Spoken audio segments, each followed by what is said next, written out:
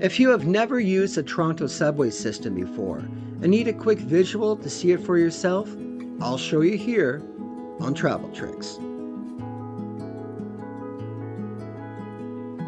Before I get started, thank you for watching this video, and please subscribe to my channel, as I'm always sharing tricks to help you make your next vacation the best one yet. In this video, I'll go over some important and helpful information how to use the Toronto subway system.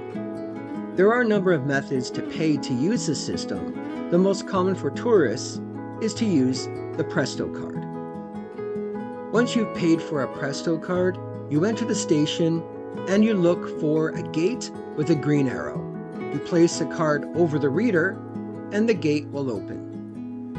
From here, there are two directions the cars will go. If you're using the line 1, you're looking north or south. If it's a line 2, it's west or east.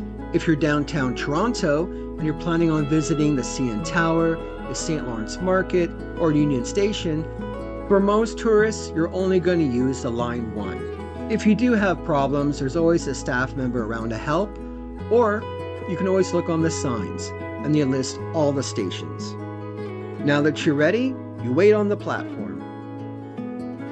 Once the subway arrives, you find an available seat and you wait to arrive at your stop. To help make your subway experience less expensive, if you're a family, this is where you can save some money. Children who are 12 and under, they ride for free. You can also buy a Presto card at retail stores, customer service outlets, GO Transit, or Union Pearson Express stations. For those who live in Toronto, once you have a Presto card, if you live in the Greater Toronto Area, just sign up for a Presto account.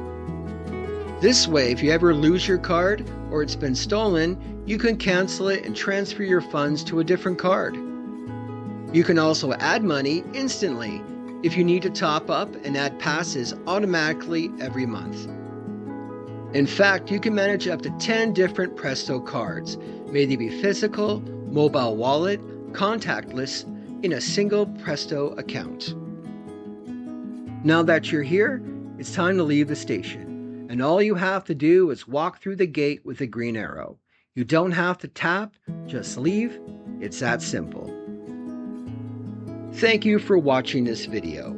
If you need to get a Presto card, want to learn how to top one up, or the different ways you can pay using the Toronto subway without using a Presto card, then check out these videos.